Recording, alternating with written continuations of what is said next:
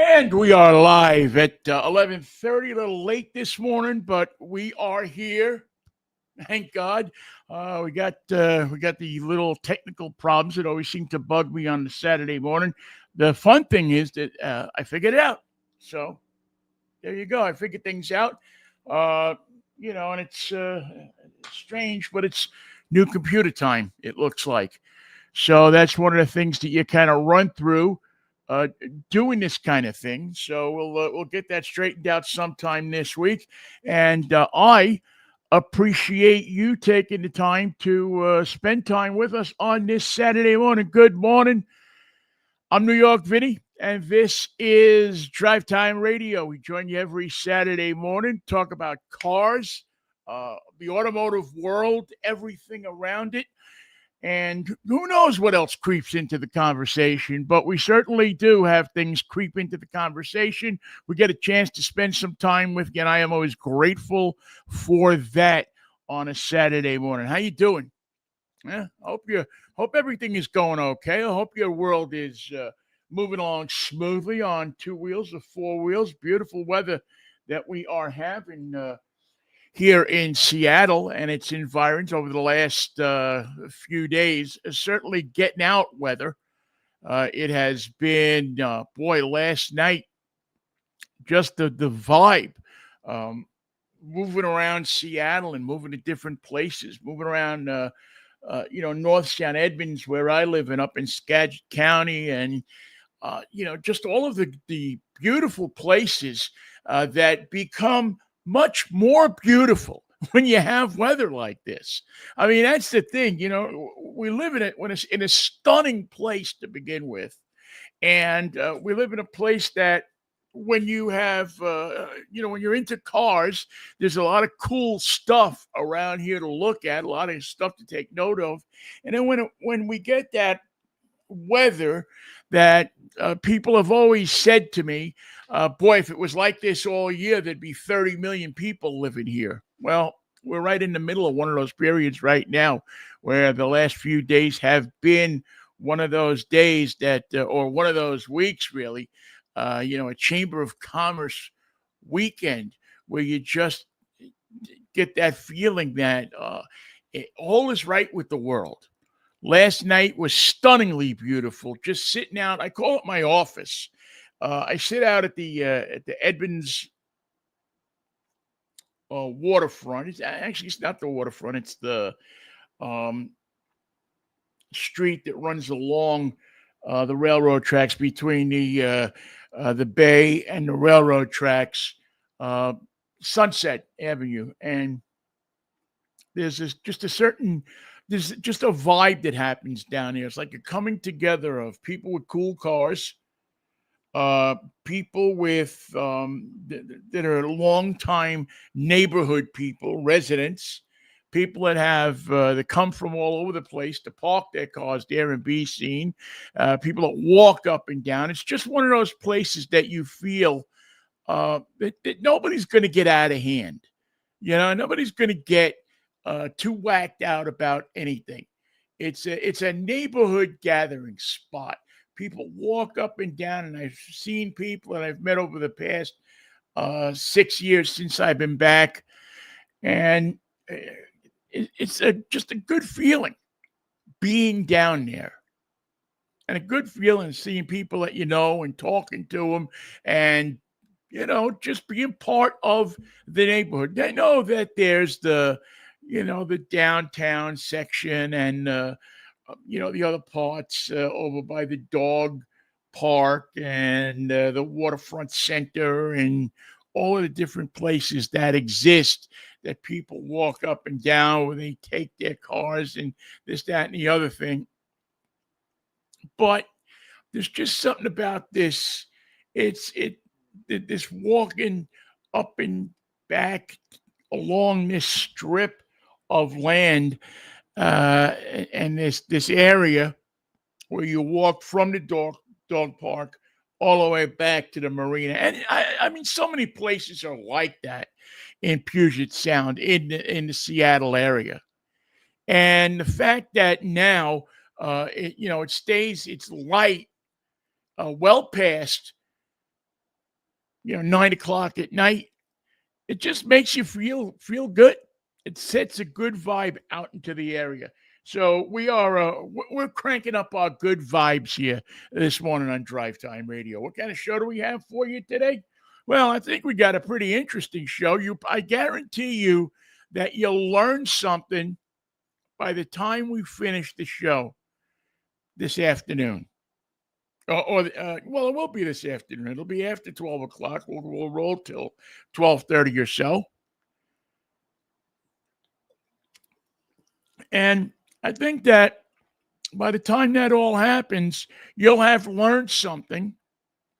You'll, I think, feel better about yourself and about your car, and you'll probably learn something. One of the things that you probably have learned over the past week, this is good news, that some of these gasoline prices are actually starting to drop a little bit. We've seen gas that was $6.5 a gallon kind of drop back down to the $5 mark. And who knows? Who knows what it's going to do?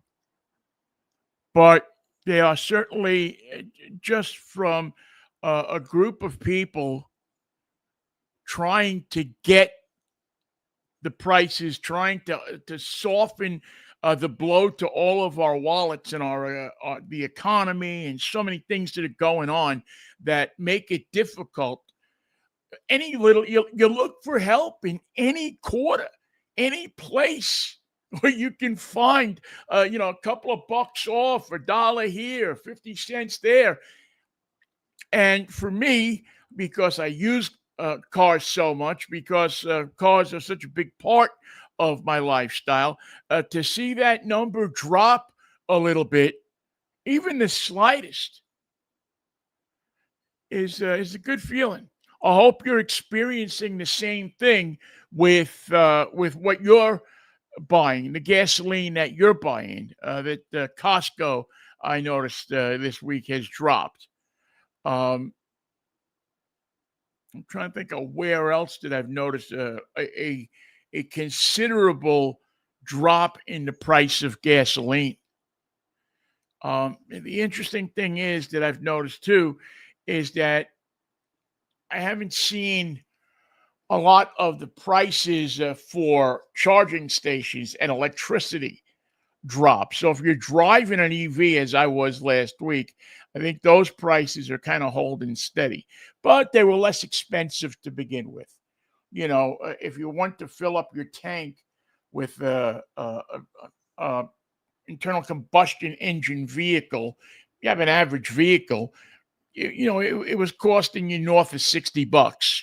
Easy. Many people in the 80s and 90s. I know that I did not nearly pay anything near that kind of money for a full charge in any of the electric vehicles that I have driven since this energy crisis has come upon us, since the war in Iran has come upon us. So I'm glad that we're getting a little bit of a break from it, that you're getting a break from it, no matter how small it is. When we have these problems, these energy problems, any relief that we can get from it is a load off your mind. Anything you can get, a couple of cents, you don't think, but then all of a sudden you look at, how much less you paid this month than you did last month, or this, that, and the other thing. And the next thing you know, you have a few bucks left over to maybe buy your kids an ice cream cone. Or do something like that. Take them out for some lemon ices. Yes, I'm sure as soon as that happens, the price will go back up again. But so a little bit of relief in that area. And I think we got to be thankful for that. Nobody knows yet what the end result is going to be of the whole gasoline situation. But I think if you can get some relief from that or feel confident that there's going to be some relief from that, maybe you can start to say to yourself, well, you know what? Maybe I can take uh, that vacation that I wanted to take this summer. Maybe I can pack the kids in the car or, take a ride to Lake Chelan, or take a ride up to Vancouver, do a few of those trips that people were telling me, I don't know if I'm going to be able to take that driving vacation this year. I don't know if I'm going to take that trip to Glacier, load the kids in the car and take that trip out to Glacier. Take that trip up to Vancouver, up to Kamloops, wherever you go, Squamish, all of the different places that people go for their road trip vacations, their car vacations, are places that, that if the price goes down on gasoline, well, it helps. So good news. I'm always happy to report good news. I don't care who the president is or this, that, or the other thing. I just want the good news. And if there's a way that they can, and I know that the president doesn't control the price of gasoline, but the things that they do.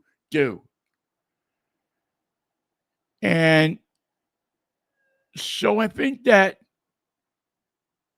people are feeling at least a little bit better about spending money on their gasoline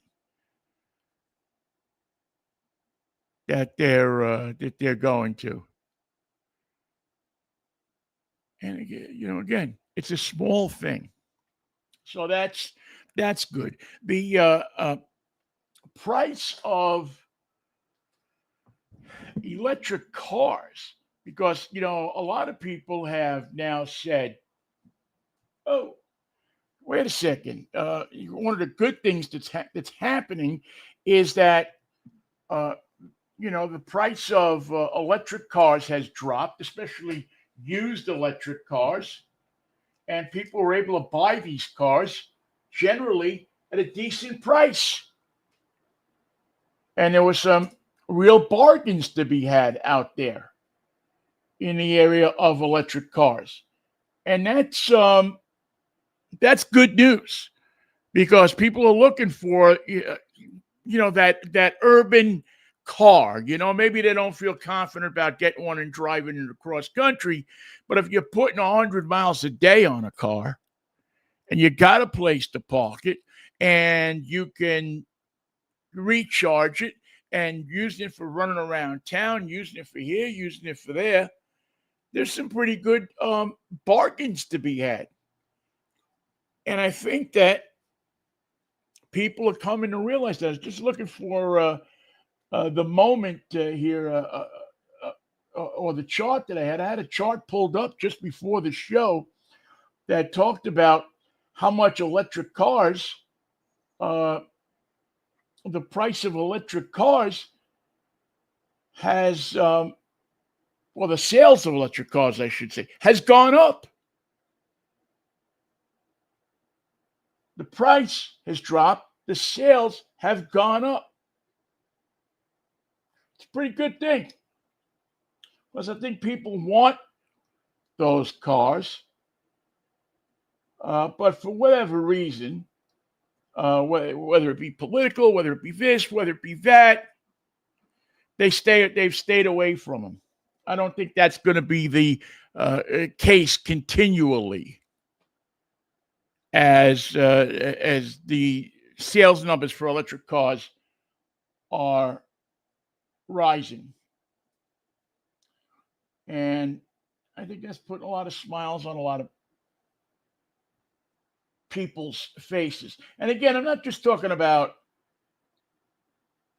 new electric cars, but used electric cars as well.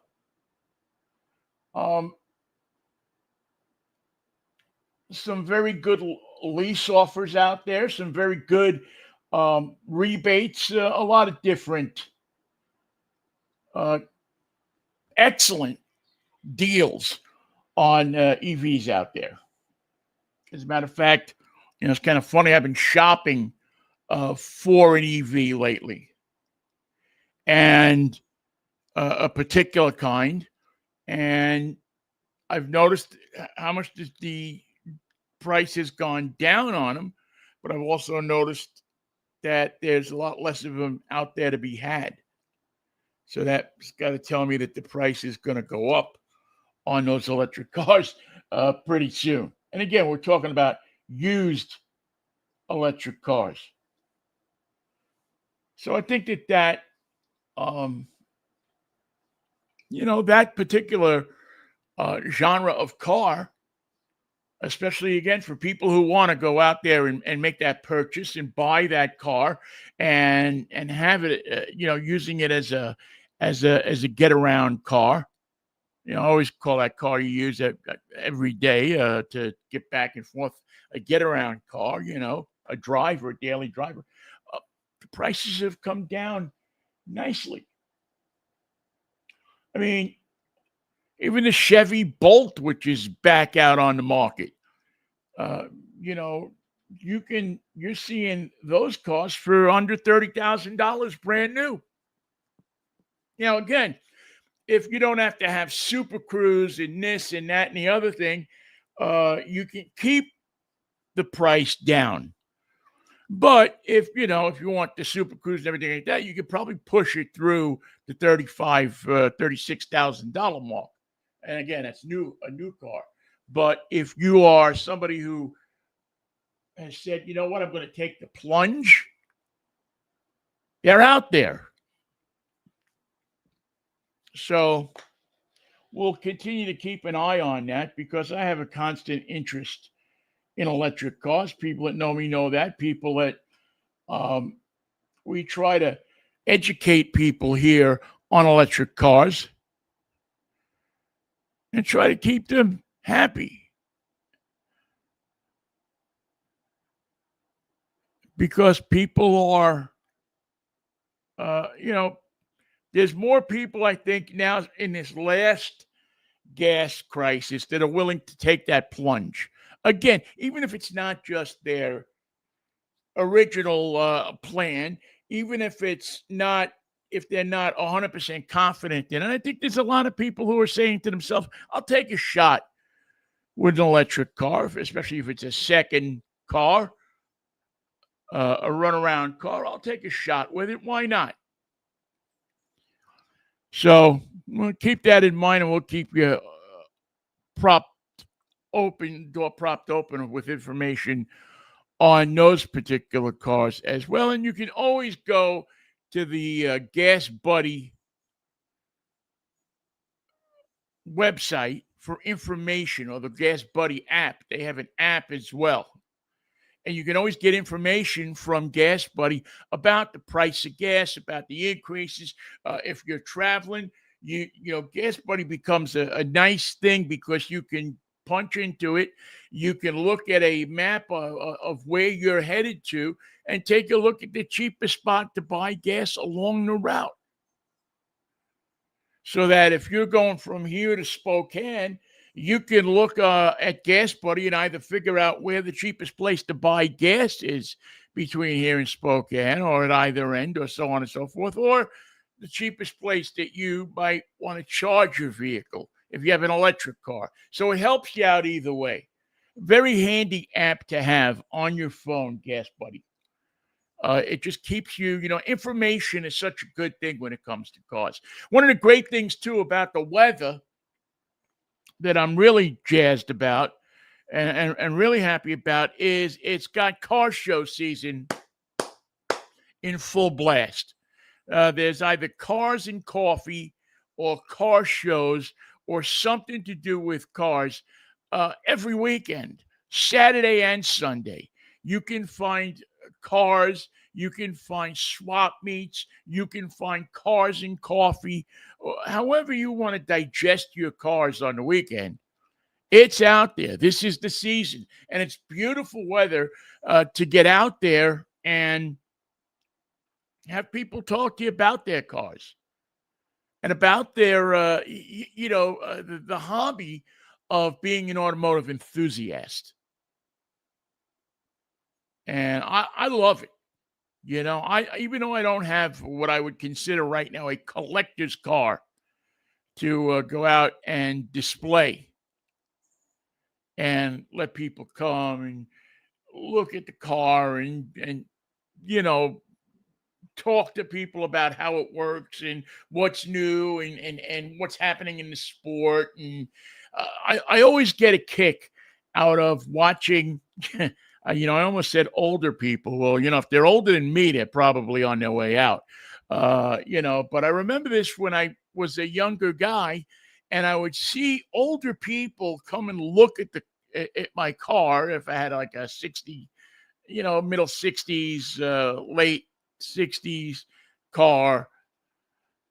People would come and they would look at the car and they'd want to, especially men would want to talk about the car and this engine and that engine and everything around it. And this is the season for that. This is the season where people aren't rushing. It's not raining.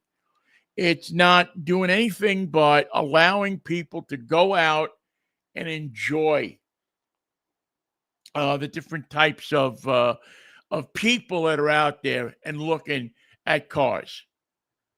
You go up north, up past Lacana and Conway and, Tulip Festival country and everything.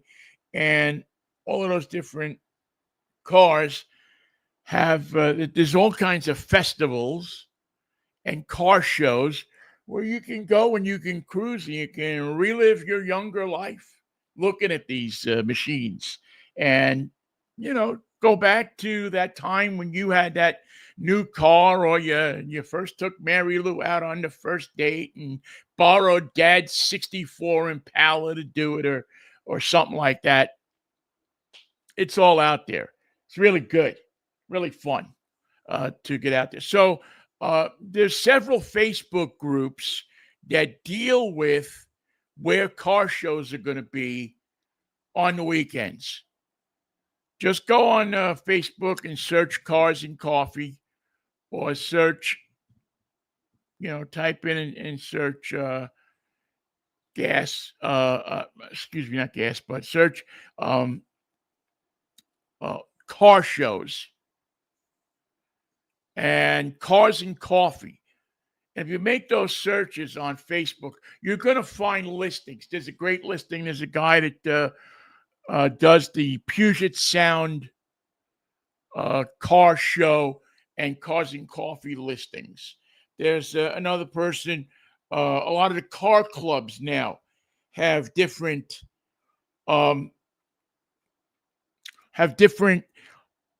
Facebook pages or Instagram pages or Twitter or X or whatever pages that you can go and you can look and you can, again, find out more about the particular car that you want to find out more about.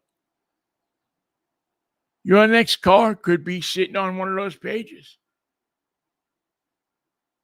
And you get out there and you look at it and you cruise around and who knows, maybe you'll wind up taking a car home. Even if you don't keep it, you keep it for a year and you get rid of it. It's fun.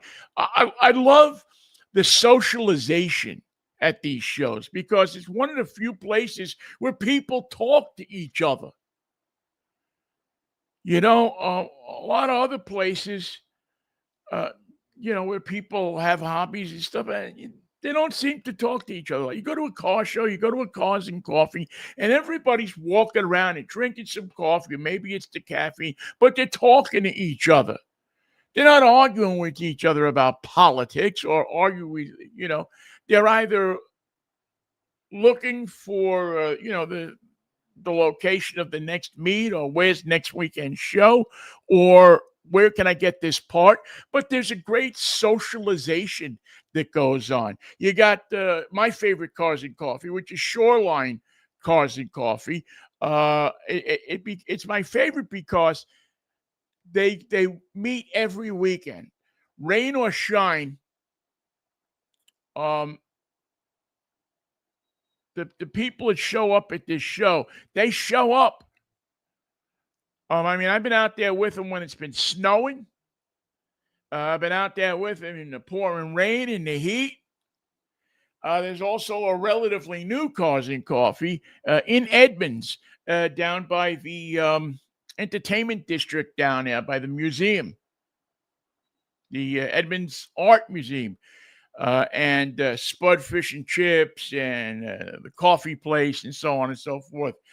And there's seems to be people the few times that I've passed that one, and unfortunately, every time I've passed it, because it's only every other weekend, I think. I think their next one is Father's Day, which is next week, is it not? Um, People go and they hang, and yeah, the places looked pretty full. So there's another place. If you if you're in Edmonds, you want to go down there and park. Plenty of parking down there. Plenty of businesses taking part, and it's a great place to again go and just walk around and enjoy yourself. Just do me a favor. Don't put your soda down on somebody's paint job. Ugh, you start World War III somewhere.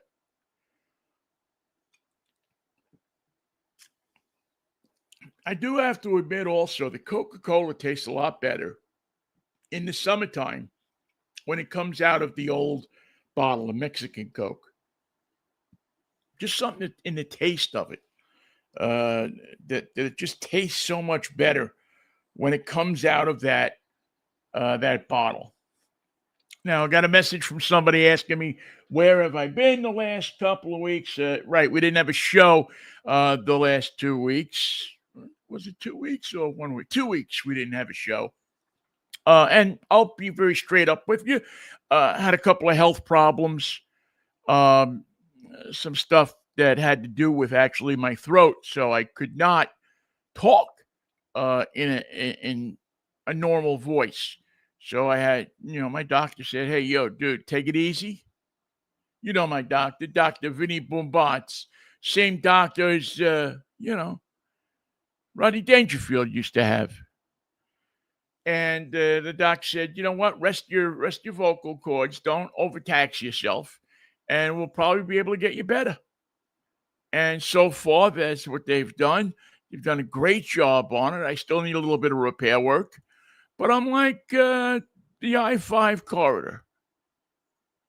I'm gonna, need some repairs to get everything the way it's supposed to be, but the repairs will get done, and we'll be back on a regular weekly schedule. We'll be here with you all summer.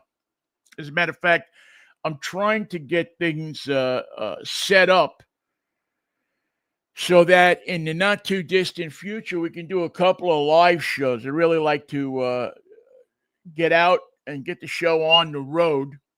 As a matter of fact, a little later in the show, we'll have a new segment in the show called On the Road, where we go out and we talk to people and talk to them about their cars, talk to them about why they own a collector's car, why they go to watch them. We'll have sessions like that that you'll just be able to, if you don't want to go out of your house, there will be. I know that Burgermaster is really kind of, if they're not done with it yet, they're really near completion on their refurbishing of the Triple X root beer out in Issaquah, and I'm really excited about seeing that and how it's, how that's been working out for them. They sunk a lot of money and a lot of time and a lot of patience into their new multi-million-dollar hamburger palace out in Issaquah. Also, in the same move, they saved a tradition. The Triple X root beer out in Issaquah, the last one left, was a car enthusiast place. You go out there on a Saturday or a Sunday, and there were hundreds of cars hanging out there. Hundreds of people with their cars, with their grandchildren, with their children, hanging out and enjoying that tradition. of going to these shows and also enjoying the ability to go out and have a root beer float and a burger, which is a tradition that goes around in America since, the 30s and 40s. So we'll hopefully be doing a live broadcast from there as well. And by the way, the speedways are also going to Skagit Speedway up north. You got Pacific Raceways. You got the one down near Rochester. I mean, all of these racing venues are all going. This is their prime time. We told you that we were out at the Ridge Motorsports Park a couple of weeks ago for an event with NOAPA, which is our press association. We had our Mud Fest out there, and a great time. And I when you sit out there for an afternoon, you can understand why a number of people are attracted to the track and love going out there and love being able to park their car and enjoy their sport. See it, the cars go around, people flying by in a safe and good environment for people, which is really the most important thing, safety in these particular situations. And you do it where the people aren't taking over a street. There's not a street corner under peril. There's not cars running up on the sidewalk and hurting people. It's just pretty much go out there, be safe, and have a good time. Enjoy each other's cars. Enjoy each other's camaraderie. And have a good time. Just play it a little safe. All right. If you're one of those people who are like me, and good Lord, I hope you're not like me, but if you are, and for a long time I have been interested in smaller pickup trucks. While I respect people that have pickup trucks, have the big pickup trucks, the Jagunda pickup trucks, I think for many people they're ridiculous. And I just sometimes say, why would you put that kind of money into a pickup truck where you could buy something that's half the price or half the size? That's an easily manageable and parkable vehicle. And the smaller pickup truck has all but disappeared off the American scene. Manufacturers just don't think people want them. But I think they're changing their minds. They did an electric pickup truck in the Ford Lightning, and it was, to me, I mean, I liked the truck. And I like the fact that they had a pickup truck that was powered by electricity, but I thought wrong truck at the wrong time. They should have come out with a truck that was inexpensive to drive, inexpensive to maintain, that was easily parkable on city streets, that didn't come off, looking like it needed a gas station behind it, that was comfortable to drive, that didn't ride up so high that you couldn't see people crossing in front of you, that there was a sense of safety attached to the truck. Well, a couple of those trucks are on the way. We've seen the Ford Maverick, which is a truck that's obtainable for $30,000. I think they're selling them about as fast as they can print them.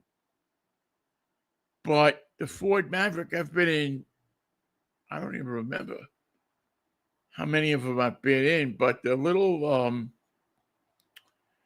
Maverick um, Lobo was one of the most enjoyable trucks I've driven in a long time. And it was a small truck with a twin turbo, and the thing had power. It had capacity to tow. It has, all the kinds of things that you're looking for in a pickup truck, but in a small package, a package that fits in a parking garage. And as far as I know, Ford has been selling them at a pretty good clip. I mean, one of the bad things that was happening is that the dealers were, when they came out, they were in high demand, and all of a sudden dealers decided, well, I can make a few $1,000s here, started selling them for, over MSRP and trying to, get as much as they could for them. And I think that hurt them a little bit. Another good little pickup truck that's come out is the Hyundai Santa Cruz. Again, a small unibody pickup truck that, I don't know if you're going to be towing a trailer around with it, or a big trailer at least. If you're going to tow something out to one of the tracks, or you're going to tow your jet ski, or a regular sized boat, that's a great little truck. But for whatever reason, it hasn't taken off like I thought it would have. But again, you can, and maybe the cost has something to do with it, because they've really decided that they were going to try to get you for $40,000. But if you want a small pickup truck and you don't want it to cost you a whole ton of money, the answer seems to lie in a company, in a truck called SLATE. This is a truly a no frills pickup truck that is electric, that has crank windows, that doesn't come with a $50,000 sound system. As a matter of fact, your sound system is your phone. Yeah, if you want a sound system in your car, you buy a Bluetooth speaker, and there's a spot in the dashboard where it mounts up, and you put that in the car, and you plug the phone in, and you turn it on and get it cranked up, and there you go. For $100, $200, you're all set up. You got your GPS system. There's a piece in the dashboard where the phone fits. If you want a color, they'll give it to you in any color you want. As a matter of fact, what they do is they wrap them instead of paint them. So you can even get a color on this thing that if you don't like the color after a year, you can have the wrap take it off and put another one on. And it's not going to cost you $10,000 to do that. I think it's a grand idea, and I think it threatens to put a dent in a lot of truck sales. All-wheel drive, you can buy the truck in a configuration of a pickup truck, but it also comes with a kit that you can convert it to a little SUV. So if you don't want a pickup truck, or you want in a winter, you want an SUV, it has I guess it's fiberglass or some kind of material roof that goes on it, and you put that in, you put the back seat in, and you're good to go with a little SUV. You can order so many different accessories on this thing. I really encourage you to go to their website and check them out, and take a look at the SLATE, and see the innovation that's gone into this thing. And innovation by not getting too over-engineered, not getting to the point where if a window regulator craps out on you, it's going to cost you $20,000 to fix it. Kind of the opposite of the Rivian. You know, the Rivian now, I haven't driven one. Many people I know say it's a good truck. They love the truck, but it's engineered so that many, many parts that go wrong on this car are extremely expensive. And once you're out of warranty, that stuff is going to kill you. I mean, I've told a story before about the guy at the little accident, got hit in the back, and a little dent by his tailgate, and it was a $72,000 repair. Of course, they total the truck. They're not going to pay that money to repair a truck. But anyway, SLATE, they've had reservations. I've had a reservation in on one. I'm thinking that SLATE is a vehicle that looks like it has exactly what I'm looking for. It looks like these people were talking to me when they built when they put this truck together. And SLATE is going now from the idea to the reality. I think it is next week. I'm punching up the correct time to get this thing. But if you want your reservation, it costs you $50. You put your spot in line. It looks like early access to these things, from what I have read on the web, is getting ready to get announced. It's funny. It's come up with a whole what would you call it? A whole culture, a whole cult around SLATE. But there are people that are saying, "Hey, you know what? I'll go $50 on this thing and put a reservation in, and when it comes through, we'll be ready to go." You go to their website, slate.auto, and all the information is there. You can secure your spot in line for $50. And as I said, it seems to be that within not too long, they're going to start putting out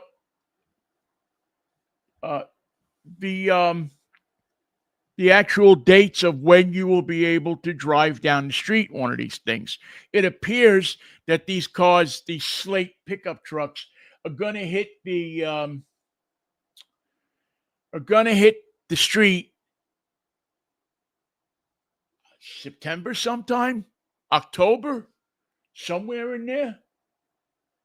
I'm extremely excited to drive one, and to be honest with you, I'm really excited to own one. A couple of weeks ago, I got a chance to take a pretty good look at the Scout. Probably remember the Scout from when we were kids. It's an expensive car. It wasn't when we were kids, but it's an expensive car now. And I thought that they did a wonderful job with the Scout. I can't wait. Again, it's another car I can't wait to drive and to get out on the road. And it's close. They're also looking at late this year. And this thing was just put together beautifully, even for a pre-production model. The electric motors and everything you need to put confidence inside your heart and your mind that you want to buy one of these, and you're going to need the confidence because it's a new car. A lot of people say don't buy one in the first year. can't say it that I agree with that. I think that we're in a different place in engineering these days with electric vehicles. But the Scout is, what I think is going to be an extremely popular vehicle. It's put out by Volkswagen. You're going to be able to go to a website and order it. It'll be delivered by I don't know who's going to deliver it, but it's another piece of the puzzle that they're excited about. That you'll be able to order a Scout on the web and get it delivered and not deal with a dealer. And listen, there's good car dealers, there's bad car dealers. I believe that the car dealer business needs some major improvements in some quarters.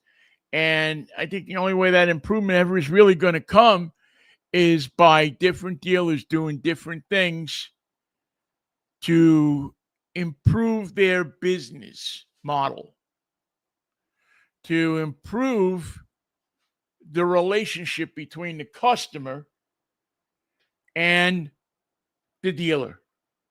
No other business suffers from such a bad reputation as car dealers. And they are protected by federal law in many ways. And so people haven't deemed it really necessary to, because there's so many dealers, if they don't like dealing with one dealer, then just go and deal with another dealer. But and that doesn't help the dealers because it doesn't put them in a situation where they have to change their practices if they're a bad dealership. And I think that that's something that dealers need to take a look at, need to make the customer experience better for somebody who wants to buy a car. What other business do you have where there's a whole industry of people who buy the item for you, who you'll pay? You disdain the experience of going to a car dealer so much that you'll pay somebody else $1,000, $2,000, $3,000 to go buy a car for you. And put them in charge of that part that says to you, I want to buy something, but I don't want to deal with the experience of buying it myself. What other business has that? Yet there are tons of places on the internet, on the web, that will do exactly that for you with a car or a truck. Will take you out of the experience. And more, I mean, Tesla, part of the success of Tesla, I believe, is because people didn't have to deal with car dealers. And listen, I do work for, full disclosure.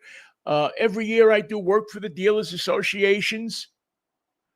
The Washington Dealer Association, they're really, for the most part, the ones that I've met are great people. But there's something that goes on with this reaction with people when they go to buy a car. So SLATE is trying to take that part out of it. We also have our friends from Car Edge on from time to time. Ray and his son, Zach, and they've built an entire business over the past 6 years in buying cars for people or helping people buy cars. They have an entire website that's dedicated to buying cars, whether you want to buy the car yourself or you want to pay them $1,000 or $2,000 or $3,000 to buy a car for you. People come to me, and I've purchased cars for people because, again, people don't want to feel like they're going into a business and buying a car and are at the mercy of the car dealer.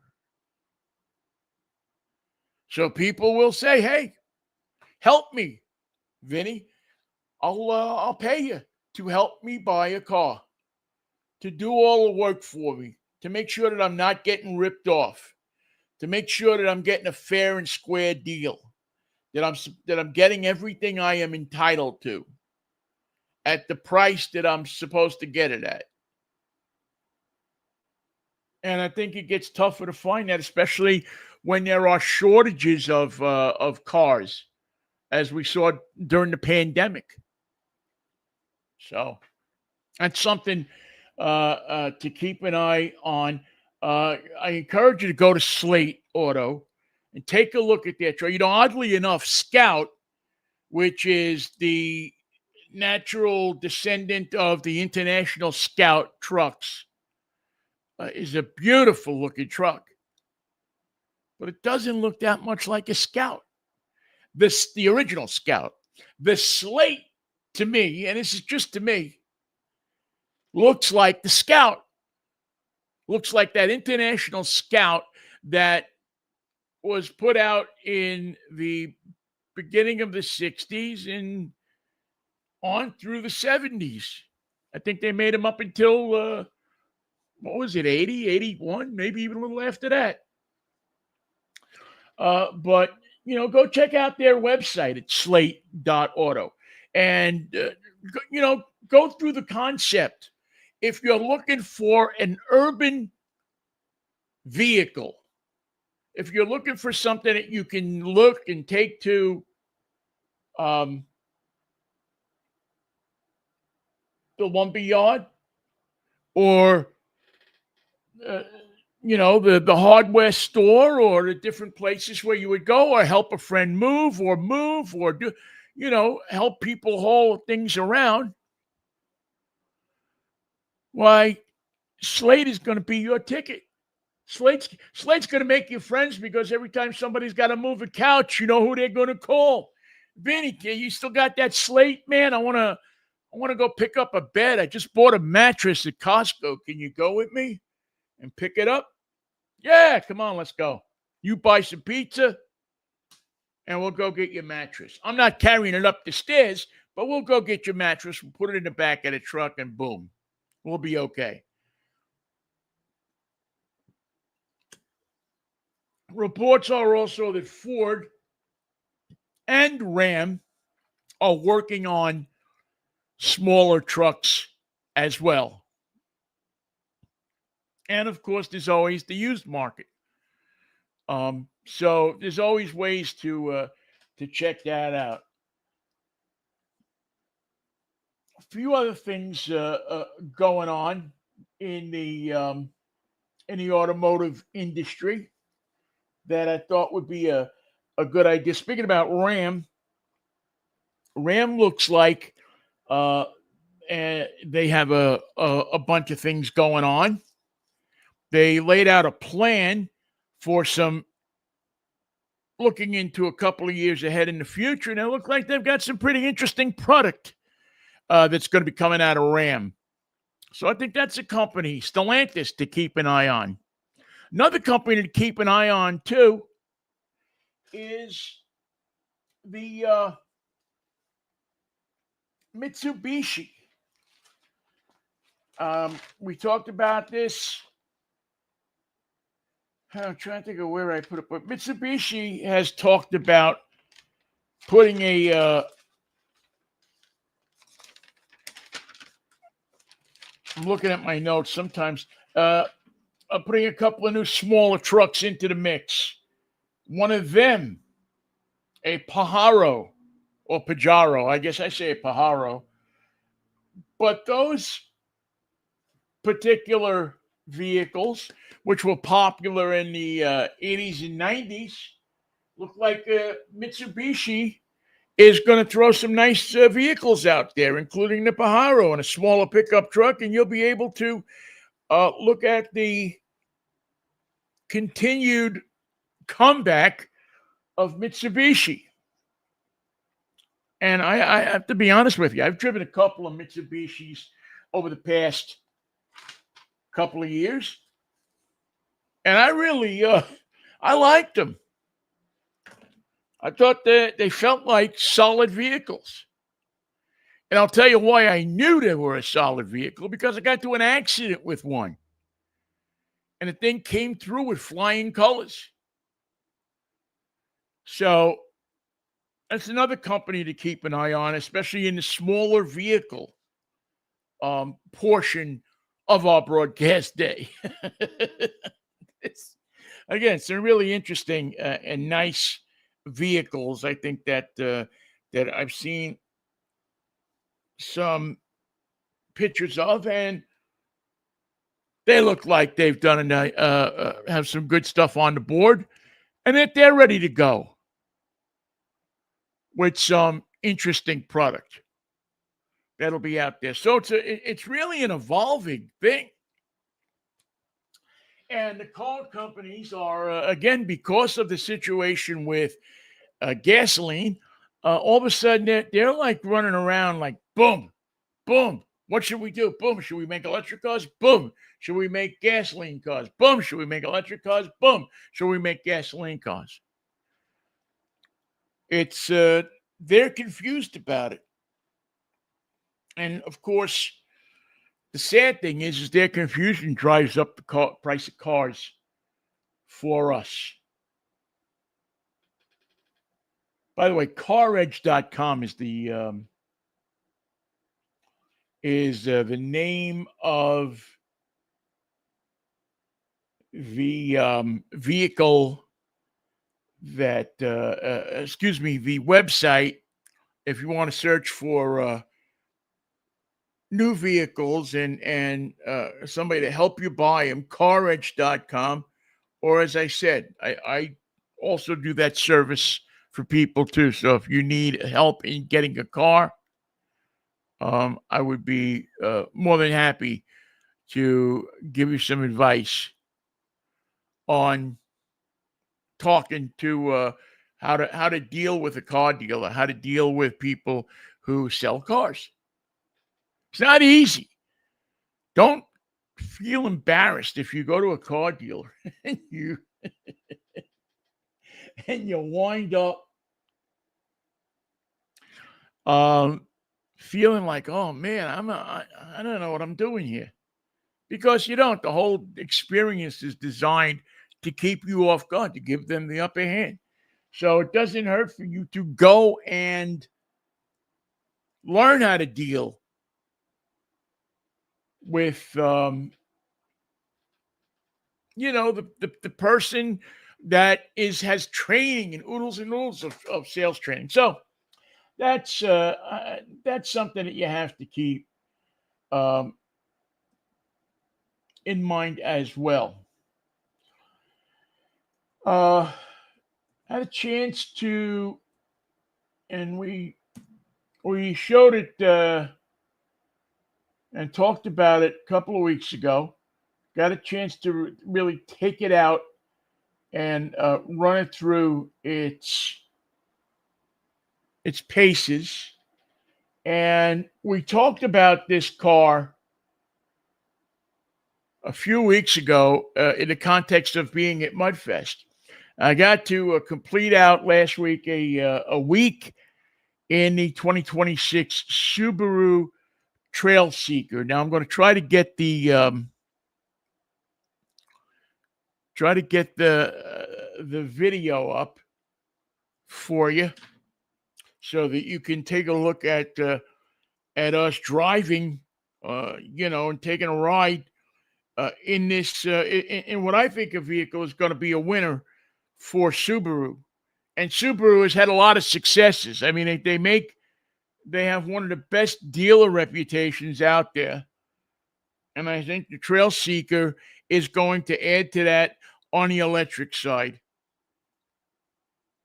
I don't see it being against Subaru. I think it's going to be something that's going to add to customer satisfaction, to all of the things that people that drive Subarus generally go for, which is customer satisfaction, which is satisfaction with the dealer experience, which is satisfaction um, with the vehicle they bought, feeling like they got their money's worth. Um, Many people that own Subarus make this company always complete their surveys, their customer satisfaction surveys, in a manner that says that, hey, I am happy with this car. I'm not only happy with the car, I'm happy with the experience.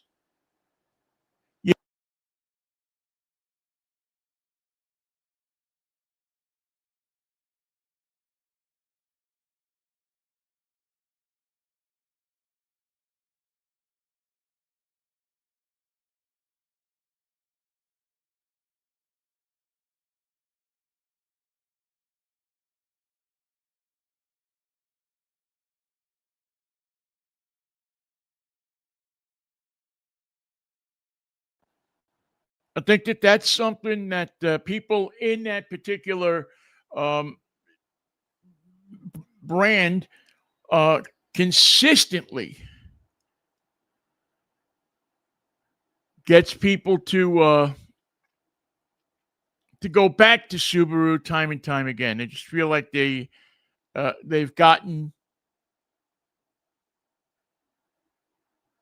their money's worth on that car, and that's a good time. Anytime you walk away from a dealer and you feel like you got your money's worth, that's a good thing. And not just a car dealer, any experience, right? All right, so let's punch up the Trail Seeker. As I said before, I think one of the well, I'll put it in my top 10 vehicles right off the bat, and it became stronger than that when we got a chance to take the vehicle up to the off-road course that I go up and use, and how much it really surprised me as to how good it was. This is the brand new Trail Seeker, the 2026 Subaru Trail Seeker. It's all electric SUV, designed as, it's kind of like the electric version of the Outback. It's got all the Subaru goodies that you are used to: symmetrical all-wheel drive, 300 horsepower, 280-mile range. It has a different style inside of it as far as the center stack and so on and so forth that you're used to. It's got great cargo space inside. It has really nice off-road capability. I mean, this thing has just about every trick in the book when it comes to taking it off-road, going through water, going through the different types. That's one of the great of things about the environments. Subaru Trail Seeker. No noise. It lets you sneak up on nature and listen to it as it was meant to be heard, without an engine going clackety, clackety, clack in the background, or exhaust noises going all over the place. No, this is how it was meant to be heard. And that, my friends, is a very cool thing. And it was a very cool thing to take this vehicle out, take it up into the off-road course at Sunset this earlier this week, and got to really put it through some of its paces, and the ability to take it and drive it and feel it off-road without the engine noises is a nice experience. Imagine you're driving up to the up in the mountains, up in the hills, off the beaten path, and you pull up and you're just stopped and listening to the stream. You don't have to have the engine running. I know you say, "Oh, Vinny, you can turn the engine off." Yeah, but you know what? In those situations, sometimes you want to leave the engine on. You want to have the vehicle to have its ability to take off if you need to get out of a place extremely, extremely fast. And as you can see, over these types of roads with a lot of bumps in them, the suspension is set up. It is truly an adventure vehicle. It is truly a vehicle that makes you feel like I thought that it combined the practicality of a Subaru Outback every day, and then you turn around and you take it up on the gravel road, on the pothole filled road, on the different roads um that present challenges. I mean, the thing has what is it, 8.5 inches of ground clearance, and you can go over hill and over dale and enjoy it. Enjoy the ruggedness of it, because it really did. It felt like this vehicle was rugged, was built to take you up off road, away from the beaten path, and get either whether you're going up to a cabin, whether you're going up to a lake, whether you're going up to that secret spot that you like over forest roads or so on and so forth. It really gave you all of that and gave it to you with a sense of confidence. It's got some kick to it. Take you 0 to 60 in about 4.5 seconds. It's got a towing capacity of up to 3,500 pounds. So as I said before, you're not going to be towing a house trailer with it. But if you have one of those smaller trailers, those two people person trailers, I think it's going to be excellent for that. The off-road features, including dual function X mode and the torque vectoring and all of the things that you need to get over rocks, to get through puddles, to get through brooks, to get to the places where you feel today like you want to get to, like you want to get away from stuff. This car has it in it. Had a 76 kilowatt hour pack to it, give you, like I said, a range of about 280 miles. All of the different accessories in there and packages in there. The adventure package that I was driving. Also, oh, by the way, interior is really nice in this car. And with the Harman Kardon audio, the panoramic sunroof that is available on these cars, it really gives you a sense of a nicely done Subaru. I mean, you can get them, as I said before, in the high 30s. That gives you, a lot of the stuff that you want that will take you off road, and maybe less of the luxury stuff. But again, you get in this car, and there's all sorts of different accessory packs for this car. So if you want to do one of those things where, like my friends like to do, put the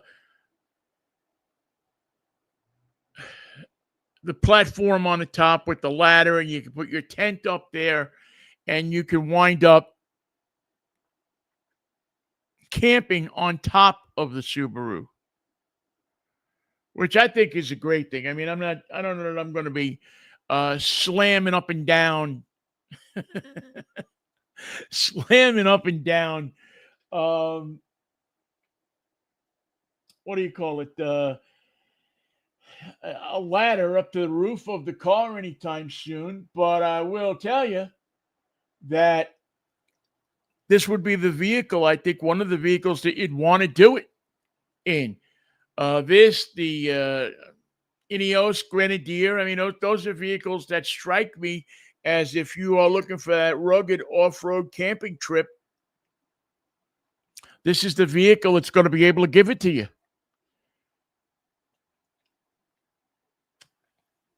And give it to you electrically so that you feel like you're contributing to a sense of saving the environment.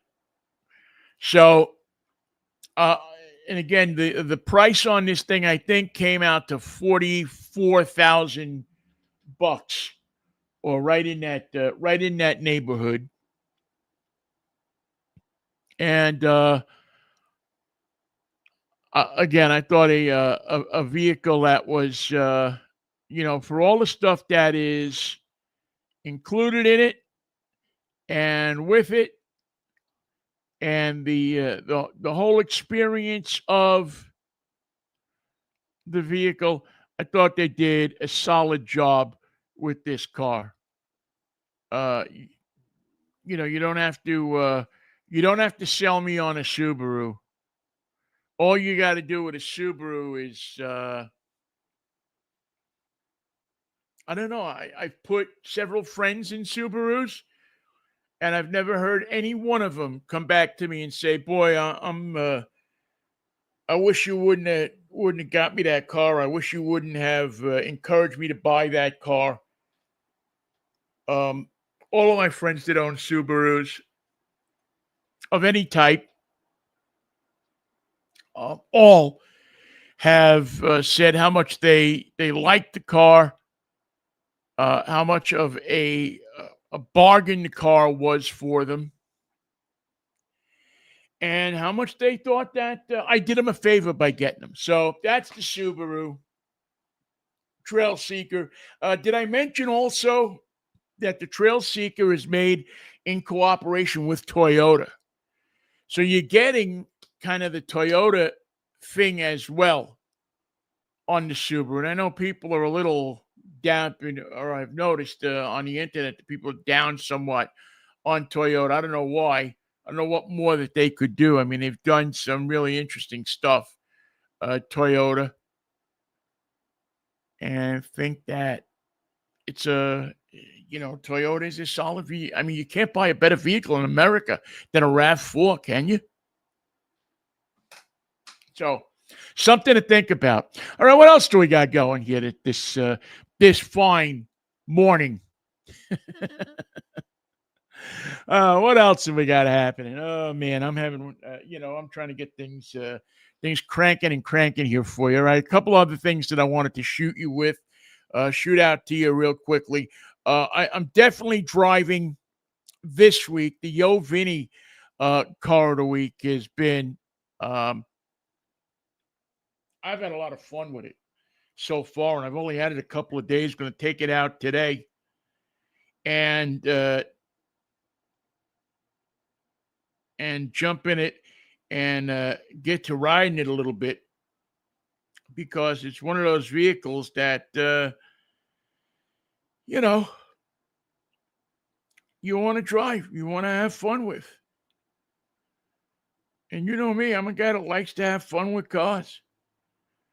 So we'll get a chance to take a look at this in a second, as soon as I can find the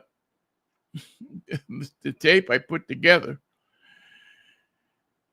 Some days, Vincent, I just, I had this thing that I,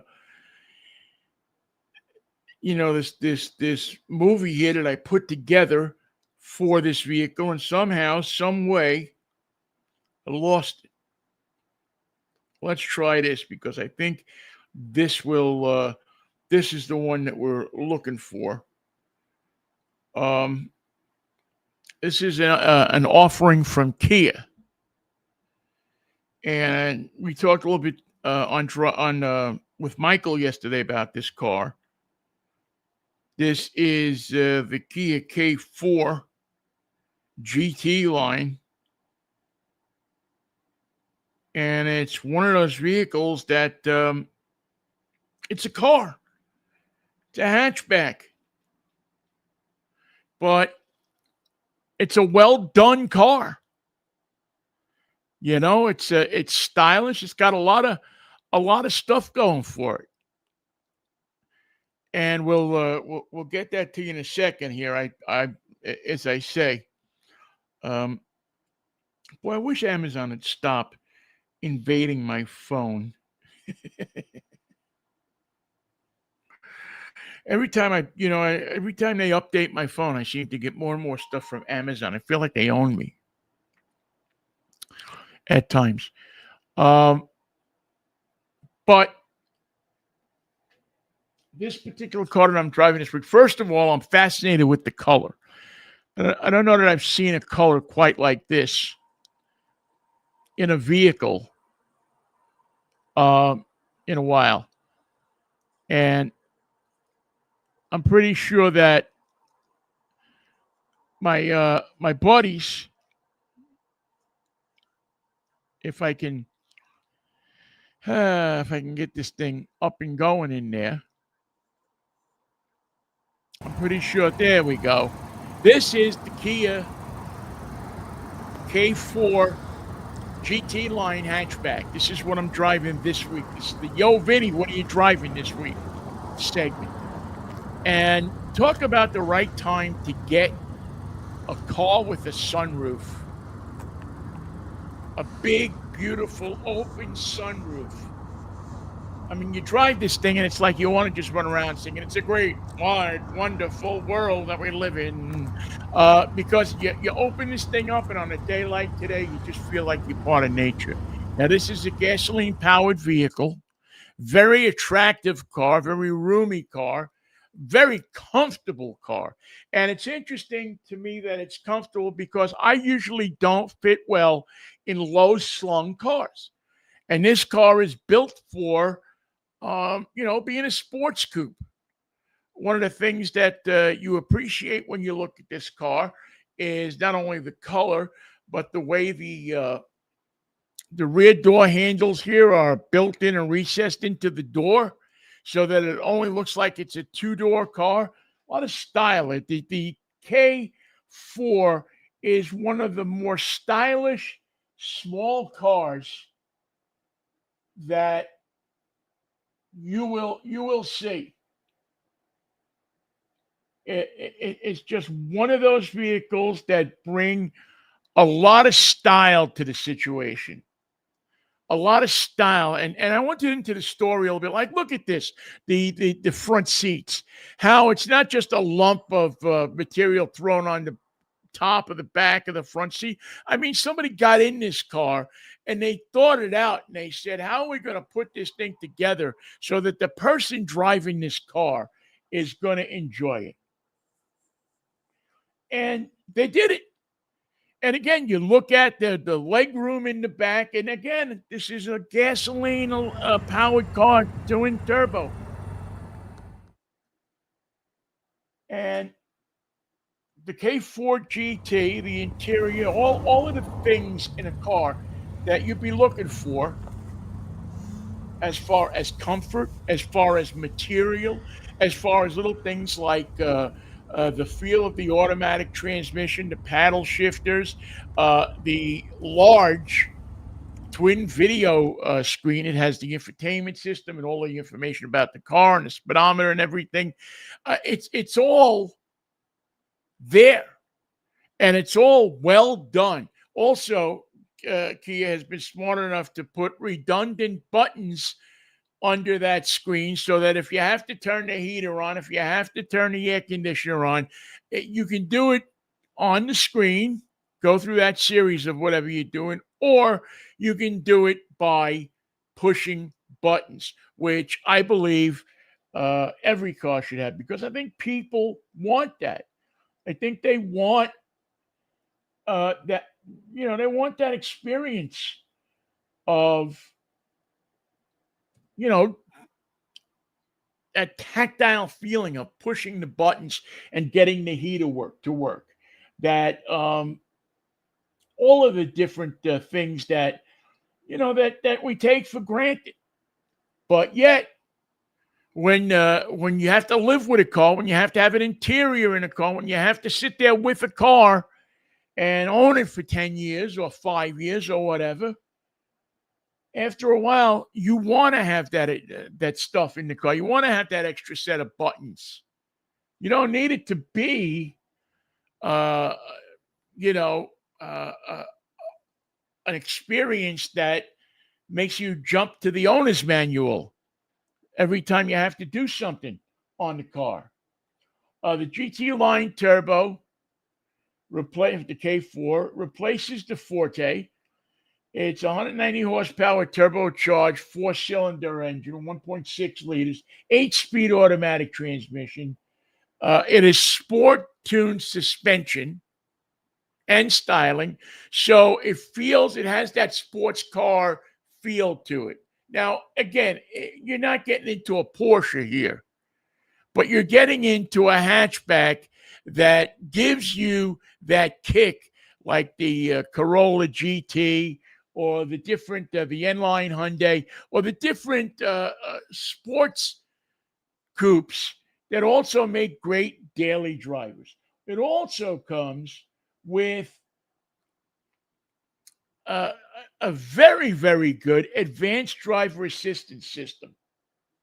It's got the Harman Kardon audio system, but the suite of different driver assistance stuff that's in this car, the forward collision avoidance assist, the blind spot collision avoidance, the highway driving assist, all combined to make this a very safe feeling car as well.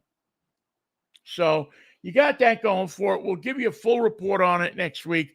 But again, this is one of those cars that I'm a big fan of Kia, and I like to see them moving forward in some of the things that they do. Not only do they build some of the best SUVs out there.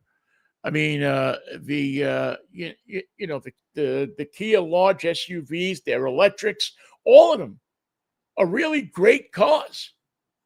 Yeah, they have a couple of bombs along the way, but it mostly centers around things that they make mistakes they made. I'm going to tell you straight. There are, the move that they made to not put those ignition disabling devices in some of their cars when they were building them. Stupid move. I don't know, a $10 disabler got you more bad publicity, more problems with insurance companies, and so on and so forth than you ever deserved. And it put a shadow on the good things that you do. So if you're in the market for that particular type of car, the only thing I wish I had in this car was a manual transmission. The GT line styling, the black trim, the 18-inch wheels, the lighting system, and that huge sunroof really make you feel like this car is built for a day like today, a sunny day. It's one of those, when I get in cars sometimes, I think about songs that I want to that I want to listen to when I'm driving the car, that I want to sing along to as I'm driving the car. And the minute I got in this car, it was a sunny afternoon. I opened up the sunroof and I found on my Spotify Sunny Afternoon by the Kinks. And I got in this car and I'm driving it and I'm blazing. It's a hot day. The sun is shining, and I got Sunny Afternoon blazing in the car by the Kinks. And I'm saying, you know what? If I was the Madison Avenue guy, if I was the guy who was writing the commercial for this car, that would be the song that I would have my talent in the commercial singing to as I was driving down the road. Blazing on a sunny afternoon. A little whacked out, but I'm a little whacked out. Anyway, very comfortable car, good value, I think, and we'll tell you more about it. I think it's about 30 with the GT line and everything. I think it's like somewhere around $33,000. Car and Driver gave it an 8.5 out of 10, which is always a good thing. Now, is it a neck snapper? I don't know. It didn't snap my neck, but I didn't mind my neck being cradled in those beautifully designed seats. I think Kia has themselves a nice little car here at K4. Affordable ride, a hatchback that has a lot of room for stuff in the back, has a comfortable ride, whether you're sitting in the front and the back. And I think this is going to be a winner for Kia for a number of years. And I think, again, if you're in the market for a car, not an SUV, but a car, and you're in the market for a car that's going to move you to different places, going to give you enough room to carry some stuff, and to experience what driving a car is like in the city if you operate in an urban environment predominantly instead of a country road environment, this is a car that I think would not be a bad idea for you to be taking a look at. All right. Got one more thing for you before we blow out of here. If I can, I know I have it sitting here somewhere, and I wanted to play it for you because we're doing a new little feature called On the Road. Very simple feature. We go to different places and we shoot a little video and let you see some of the stops that are interesting here in the state of Washington and Idaho and Canada and Oregon, California, places, I love to get in the car and drive. And I thought that this was a place that I had discovered. I'd heard about it before. And wound up going there and wound up, seeing a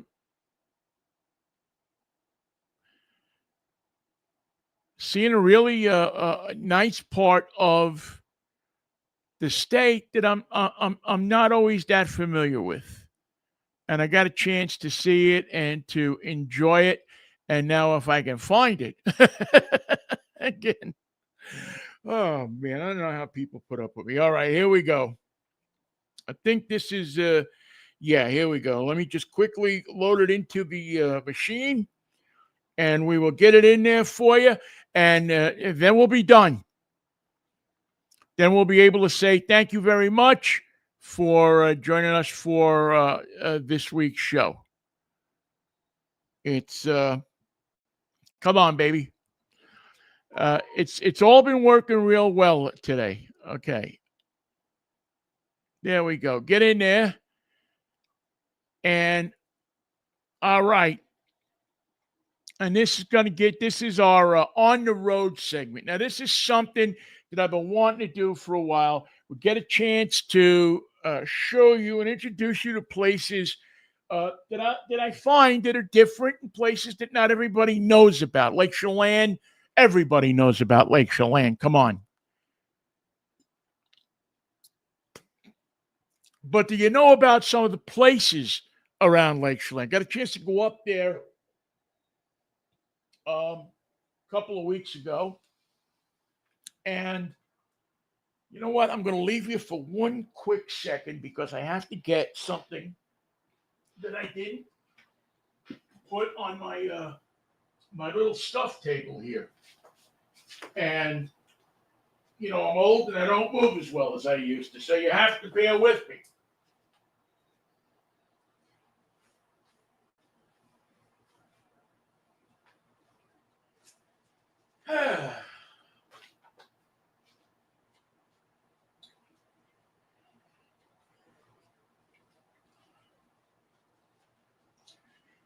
Okay, I want to remind you, by the way, that All of the cars that we drive are provided to us by the manufacturers. Everything that we get from the manufacturer. We do not take advertising from manufacturers. We take our advertising from individuals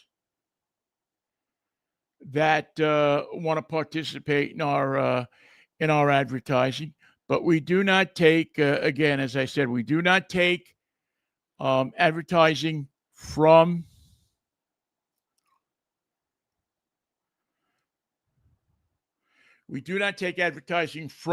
the manufacturers. So this way we can be fair and honest in our evaluation of vehicles. Right? We got a chance to go up to Lake Chelan a couple of weeks ago, and somebody had been telling me about this place and telling me about this place. If you're ever up in Lake Chelan, get yourself up there and stop at this place. And so I did, and I was pleasantly surprised. And that is the subject of this week's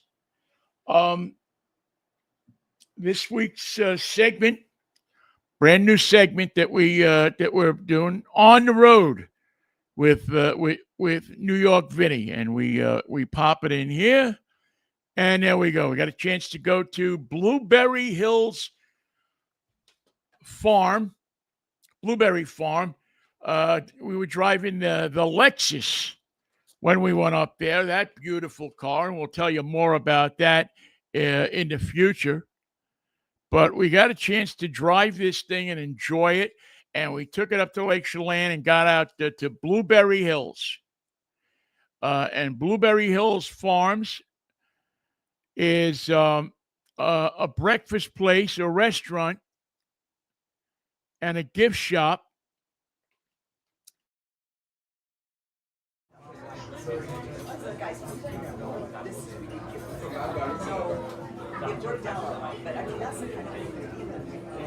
Well, they're more straight.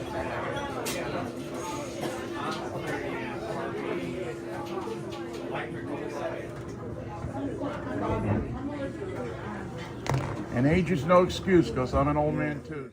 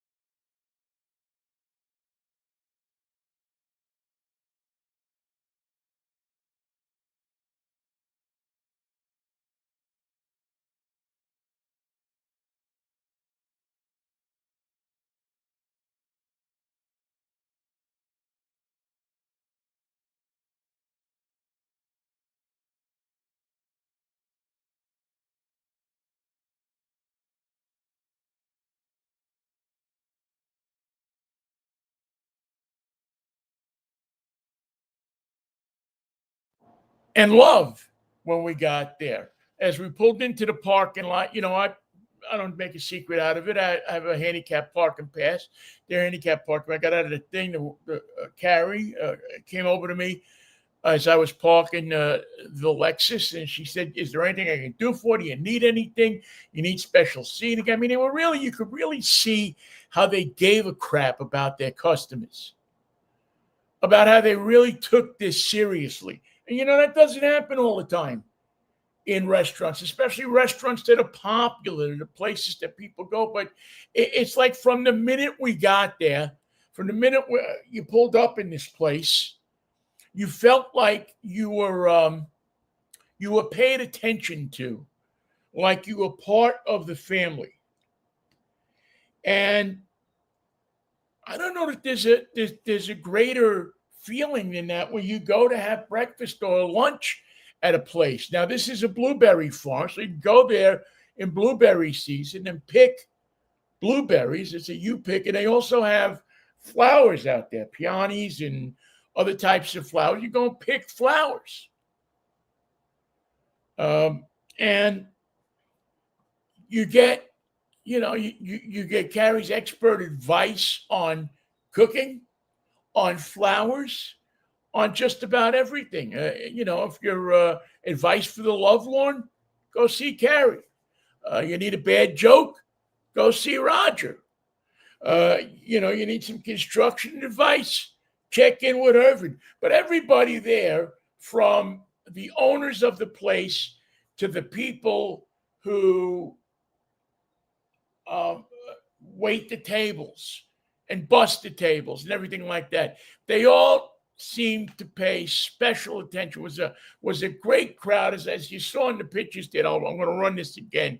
The opportunity to go and look at the scenery in this thing was spectacular. Was just beautiful. It made you want to go again before you even went the first time. But you look up and you look at the valley, and you just say, I don't want to leave here. I just want to sit by the table. I want some grape jelly, some nice toast, and I want to just sit back and enjoy the view. Look at that. That was blueberry juice that Carrie, had given me and said, try this. You have, I'm a big fan of blueberries. And she said that her juice really does wonders. She sells it at the farm. She says, try this. And between this and the frozen blueberries that I came back with, my joints have actually felt better. Now, I'm not going to give you any kind of medical advice or anything like that, but that's Roger right there. That's Harry's there. And the portions were huge. The eggs Benedict that you see there that I had was plate shaking, man. It was plate shaking eggs Benedict. They did a special mix with it. That's Carrie and Irvin. And again, these people were just so warm, so welcoming. The food was good. The whole thing was a great experience. So if you're heading up to Chelan and you want a good breakfast, you can go to their website at wildaboutberries.com. Go to Facebook. You can catch them there. But go in and say hello to them. And tell them Vinnie sent you. And that you saw it on Drivetime. And I don't think they'll give you a free breakfast or anything like that, but they'll appreciate the fact that you went up there. But their website, again, is Wild About Berries. I got the menu here. It's a great menu with a lot of good stuff. They do breakfast and they do lunch right on their farm. They have you pick in the spring, in the summer, in the fall, off of the farm. Blackberries, raspberries, and peonies in spring. And they have golden delicious apples that they bake fresh apple pie with. They're open year-round for the restaurant. And it's something, it's great food. So if you're heading up there, you want to get a good breakfast. It's a little bit of a ride out of town, but I'm going to tell you that it's worth it. And if you go there and you don't like it, you give me a call or drop me a line, and I'll make it right for you, because that's how much confidence I have in their food. The fruit pies were fantastic. The one thing that that they were out of that I wanted to try is they make what they call blueberry lemon delight. And I'm a real fan of blueberries, and I'm a real fan of lemon and banana. And there was just no room for anything in me once I had breakfast. I couldn't have gotten anything in me, but next time I go up there, I'm heading for the lemon blueberry delight table. And again, once again, it's Blueberry Hill Farms. What is it? 1315 Washington Street, and it's in Manson, Washington. So right outside of Lakeshore proper. All right. I've gone on and on. I've gone on too much today, but we got a late start today. So I appreciate you coming and sticking for the start, and I appreciate you spending the time with me today. I want to remind you that our show is sponsored every week by George Jackson Promotions, GJ Promo. If you need t-shirts, if you need any kind of business promotional items, back to school, believe it or not, is coming up, and it's already time to start thinking about the t-shirts for the athletic teams and the jackets and all of the stuff that schools get for fall. George is the perfect guy to take care of this for you. He's a great guy. He's an honest guy. He deals with you straight up. He's one of the best people I know. And if you can throw him some business, talk to him, and see what the magic that he works with his pencil to get you the price that you need to make your friends happy, to make the kids happy, to make things affordable for the parents, for the giveaways that you have to do, for all the different things that you need for your business. George can take care of it for you. So it's GJ Promo. Find him on Facebook. Find him on the web, gjpromo.com. Tell him that we sent you Drivetime, and he will take care of you. I promise you that he will do right by you. That's the kind of guy he is. All right, that's going to do it. Going to go out and jump in the GT4 and take a ride that thing, and hopefully we'll have some good stuff to report about that next week. I promise you we'll be on time next week. Well, I'm not going to promise you that. I'll bet you we'll be on time next week. Excited about watching the Knicks tonight. And what else before I get out of here? Oh, yeah. Two things. Number one, congratulations to my friend Lori Gates, who is completing and retiring from a teaching job that she's had for the last 24 years. Lori has been one of my dearest and closest friends for many, many, many, many years since we worked together at KUSF back in San Francisco. And she has been what's important about Lori Gates, what I will tell you about my friend Lori, is that she has influenced more young people's lives than you could ever believe. And she's taken them all seriously. There hasn't been a day, I don't think, when she's been on the job and she said, I don't want to do this anymore. It's 5:00. I don't care. I got something else to do.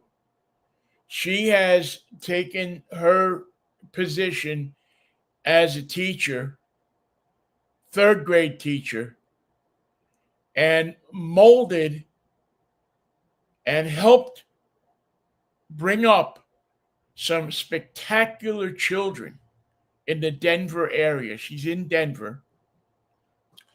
And I'm proud to know her. I wish that I could have done something in my life that is as meaningful as what she's done, because what she has done over a 24-year career has meant something.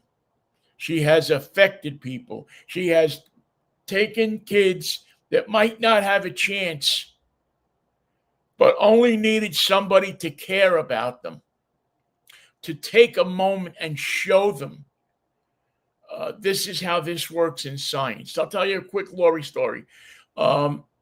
Every year, she dresses up as Professor Higginbotham, and she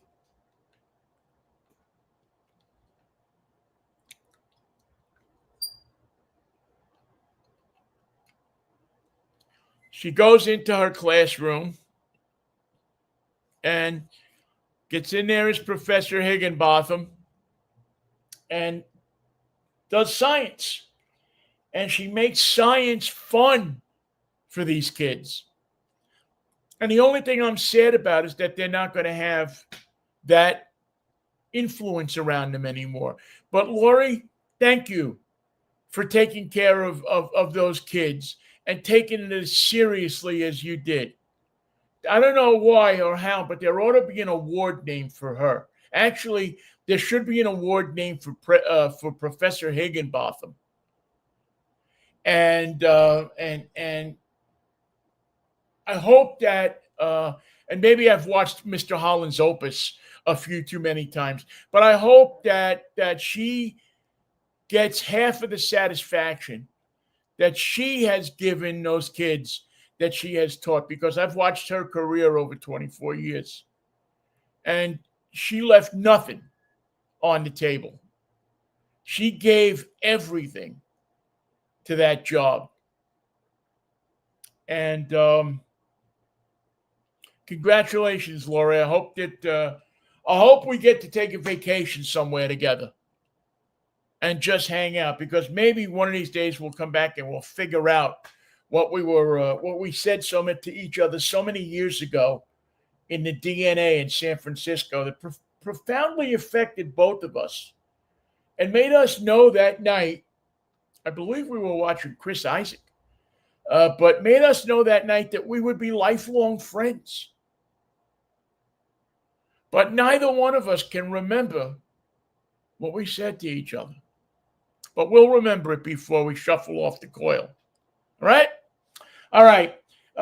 That's going to do it. I'll see you Monday with Michael, 10:10 or thereabouts, if the Lord's willing, the creek don't rise. Thank you again so much for listening to our show. Have a good rest of your Saturday. Enjoy yourselves. And as Sammy Davis Jr. would say, peace, love, and Manischewitz, baby. Michael, what a wine. What a wine. Take care, folks. Thank you for listening to the show.